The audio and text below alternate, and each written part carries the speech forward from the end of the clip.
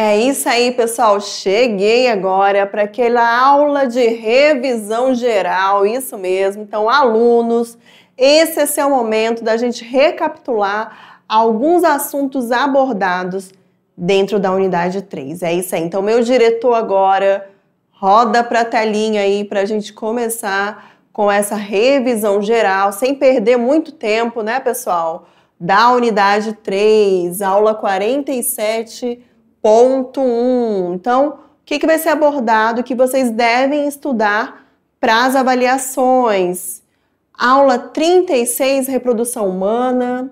Aula 38, desenvolvimento embrionário. Aula 40, histologia animal, tecido epitelial. Aula 42, histologia animal, tecido conjuntivo 2. Aula 43, tecido conjuntivo 3.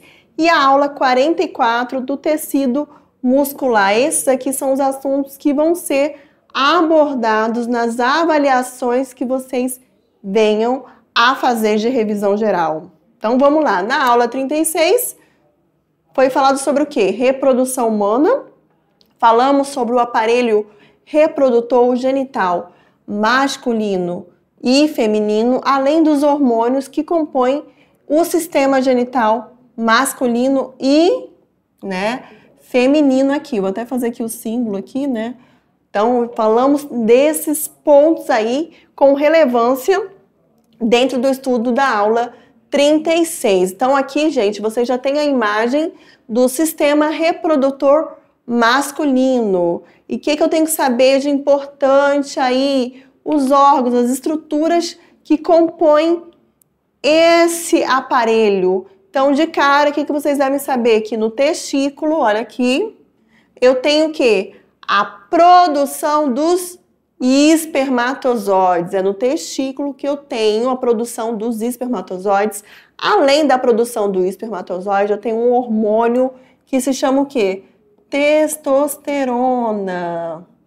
Deixa eu anotar aqui, testosterona, tá? Que vocês não podem esquecer que também é produzido nos testículos, isso mesmo. E dentro dos testículos eu tenho o quê, gente? Eu tenho essa produção do espermatozoide, do hormônio testosterona, que vai dando o quê? As características secundárias masculinas, né? A voz, o pelo, né? O aparecimento de pelo, a voz engrossando, a questão da musculatura que vai mudando conforme, né, o menino entra na puberdade. Então, tudo isso é importante. Além do testículo, né, eu tenho que lembrar que ele vai estar armazenado no saco, na bolsa escrotal, que pode ser chamada de quê? De escroto. No testículo, esse espermatozoide, ele vai sair e vai ser armazenado, vai completar o seu crescimento, a sua maturação nessa outra estrutura aqui que eu chamo de epidídimo. Olha aqui essa estrutura, e a partir do epidídimo, ele vai sair pelos ductos deferentes, vai passar pelas glândulas prostáticas, glândula vesiculosa ou seminal, e a partir daí ele vai ser o quê? Ele vai ser expelido por um canal que se chama o quê? Uretra. Só enfatizando que no aparelho reprodutor masculino, a uretra é por onde vai sair o quê? O espermatozoide. E ela é o quê? Ela é uma estrutura comum ao sistema excretor, ou sistema urinário. Então, pela uretra, eu tenho a saída tanto do espermatozoide quanto da urina. Ok? Vamos agora para o aparelho reprodutor feminino. O que eu tenho que saber de importante aí? As estruturas que compõem esse aparelho, professor. Isso mesmo. Então, vamos lá. A gente tem a vagina, onde vai estar acoplado, né, no momento de uma relação sexual, o acoplamento do pênis. E a partir daí a gente tem o quê? A gente tem o útero, que tem esse formato, pessoal, de pera invertida. E é no útero que eu tenho o quê? É no útero que eu tenho o quê? O crescimento, é onde o embrião ele se aloja, né? A partir do momento da fecundação, esse embrião ele se aloja onde? No útero. Eu vou ter os ovários, que são essas estruturas ovoides aqui, que elas estão o quê? Elas estão relacionadas à produção do óvulo, isso mesmo. Então, ela vai produzir o óvulo, Pelo menos um vai estar sendo liberado uma vez ao mês. E além da produção do óvulo, eu tenho a produção do hormônio. Que hormônio é esse, professora? Qual é, pessoal? Vamos lá? Estrógeno e progesterona. São hormônios que vão dar as características secundárias femininas. O aparecimento das mamas, né? O enlarguecimento dos quadris. Então, são órgãos que são estruturas, né, nesse caso, os hormônios responsáveis pelas características secundárias femininas. E eu tenho esse canal aqui que eu chamo de tuba uterina, que vai estar ligando, né, faz com que esse óvulo, ele saia do ovário e caminhe aqui, né, pela tuba uterina. E é na tuba uterina que eu tenho o quê? Quando se tem uma concepção, né, uma relação sexual, é na tuba uterina que o espermatozoide encontra com o óvulo e aí sim eu tenho o que eu chamo de fecundação. O que é a fecundação, professora? É o momento de encontro do espermatozoide com o óvulo. E vai acontecer aonde? Qual a estrutura? Na tuba uterina. O ciclo menstrual, ele já é o período o quê? Compreendido entre o primeiro dia da menstruação da mulher e o dia anterior ao início da próxima menstruação. E a menstruação, ela vai descer a partir do momento que eu não tenho o quê? Fecundação. Prosseguindo aqui para a gente não perder tempo, a aula 38.1, falamos do quê, professora? Do desenvolvimento embrionário, isso mesmo, de uma forma geral. Lembrando que o desenvolvimento embrionário, ele vai ter o quê? Ele vai ter algumas fases, isso mesmo, algumas fases. E que fases são essas?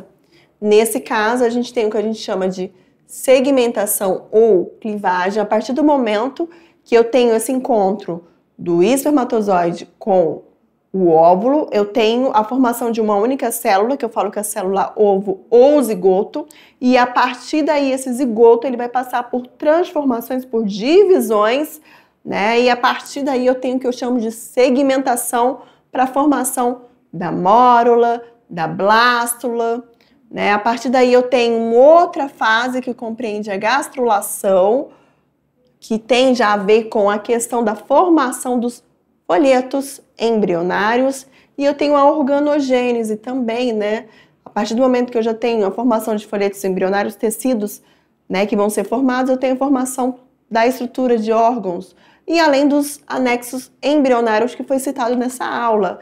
Então vamos aqui, gente, a segmentação, que pode ser chamada de clivagem, ela tem dois momentos, a mórula, que lembra, pessoal, uma mora, né, quando a célula ela passa por vários processos de divisões mitóticas, e eu tenho a blástula. A partir dali eu tenho o segundo momento, que é a gastrulação, que é justamente o quê? A formação dos folhetos embrionários, ectoderme, mesoderme e endoderme. Nem todos os animais que vocês vão estar estudando lá para o segundo ano vão ter esses 3 folhetos embrionários, tá bom? Mas não se preocupem agora. E para finalizar aqui, a gente tem o que a gente chama de organogênese, formação dos órgãos. E ali, né, eu posso citar também, dentro dessa aula, os anexos embrionários, o âmino, que vai ser o quê? A membrana que vai estar envolvendo o embrião e vai proteger, por exemplo, o embrião contra choques mecânicos, saco vitelínico, né? Ele fornece nutrientes ao embrião. No caso de aves e répteis, né, eu até dei o exemplo para vocês que eu vou encontrar ele aonde? Na gema do ovo, vitelo, na gema do ovo, né? Formação, nutrição do embrião. O alantoide, ele vai armazenar resíduos metabólicos e ele também participa de trocas gasosas, assim como o córion, né? O córion, ele envolve e protege o embrião e participa das trocas gasosas. Só um adendo aí com relação à aula 38. Então, isso aí é o que vocês têm que pegar e revisar para a avaliação de vocês. Vamos agora para a aula 40.1, que a aula 40.1 ela tratou sobre o que, professora? Ela tratou sobre o tecido epitelial, mais conhecido como tecido de revestimento. Então, epitélio de revestimento. Aí a gente tem a epiderme, né? Lembrando aqui, né, quando a gente fala de tecido epitelial, a primeira coisa que eu acho que vocês pensam, e eu também pensava, a gente só pensa na pele, né? A pele, que é o nosso maior órgão do nosso corpo. Pois é, mas não é só a pele não, ele vai estar revestindo o quê? Estruturas internas do nosso corpo, e ele também pode ser dividido em epitélio de revestimento e epitélio de secreção, nesse caso, relacionado às glândulas. Isso mesmo, a gente vai ver daqui a pouco aqui, que é importante que vocês saibam. Então, uma característica desse tipo de tecido é que as células que formam esse tecido, elas são o quê? Justapostas. Elas são, eu posso dizer, que são células, pessoal, que são coladas, podemos dizer assim, que elas são coladas umas às outras. A união, né, dessas células, elas formam o quê? Uma barreira eficiente contra a entrada, por exemplo, de agentes invasores e a perda de líquido. Então, é um ponto aí com relação ao tecido epitelial. Por isso aqui está entre essas funções, né? Função de proteção, justamente por conta dessa barreira eficiente, né? A gente pode dizer que é uma barreira eficiente contra qualquer tipo de invasor, né? Além disso, função de absorção e também de percepções, né? Através da pele, você pode estar sentindo as sensações, o calor, o frio, não é verdade? O quente. Então, você vai estar sentindo através de percepções. E uma outra característica desse grupo aí, desse tecido aí, pessoal, é que ele é avascular. Isso mesmo. Quando eu falo que o tecido epitelial ele é avascular, eu estou falando o quê? Que esse tecido ele não apresenta vasos sanguíneos. Então, como é que ele faz para sobreviver? Como é que ele sobrevive, essas células, professora? A sua nutrição, a oxigenação, ela se dá pela difusão. No caso, pessoal, a gente tem abaixo do tecido epitelial o que a gente chama de lâmina basal, que vocês devem ter visto isso com o professor Jefferson.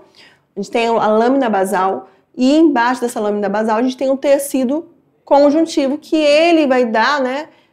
Ele que vai estar passando, né, o oxigênio, nutrientes para que essa célula sobreviva. E, como eu falei para vocês, é um tecido de revestimento, tanto da superfície externa, vamos pensar aqui, né, na nossa porção externa, quanto de cavidades internas. Quando eu falo, né, de estruturas internas, de órgãos. E ele também pode ser classificado como glandular, e dependendo, né, desse tipo de glândula, eu tenho classificação de endócrinas, exócrinas e mistas. E com relação à classificação, ele pode ser classificado quanto à quantidade de camadas celulares, né, o número de camadas celulares e também de acordo com a sua forma. Então, eu posso ter epitélio simples, quando eu tenho uma única camada de célula, epitélio estratificado, quando eu tenho mais de uma camada de célula, que é o caso aqui do nosso epitélio, da nossa pele, né, essa porção externa que você sente. Com relação à forma das células, eu tenho o epitélio pavimentoso, que é quando a célula ela é achatada, epitélio cúbico, que a célula ela tem um arranjo cúbico, em forma de cubo, prismático, quando a célula ela já é mais alongada, forma de coluna. E agora, né, vamos falar do tecido conjuntivo cartilaginoso e o ósseo. Essa aí eu acho que tá bem fresquinho, né, pessoal? Essa classificação aí, né? O que vocês viram, a aula bem recente, não tá tão longe, né? Então vamos ver qual é a diferença do tecido cartilaginoso para o tecido ósseo. Então a gente vai ver agora. Tecido cartilaginoso, ele vai apresentar consistência firme, mas ele não vai ser rígido como o tecido ósseo, né? Porque o ósseo, ele tem a matriz óssea, então ele é rígido. E função do tecido cartilaginoso qual é? De sustentação e revestir superfícies articulares, facilitando o quê? Movimento. E uma outra característica desse tecido é que a substância intercelular que está entre as células, ela é formada por quê? Por fibras colágenas e elásticas e por células do tipo condrócitos, células que vão ser chamadas de condrócitos. É mais um ponto. E aumentando aqui mais, né, a relação com relação ao tecido conjuntivo cartilaginoso, que é assim como o tecido epitelial, ele é o quê? Um tecido que eu falo que ele é um tecido avascular. Se eu falo que ele é um tecido avascular, eu estou falando o quê? Que é um tecido que não possui vasos sanguíneos. E também a nutrição desse tecido vai se dar por meio de difusão. Então, os nutrientes, o oxigênio, ele vai chegar através da difusão.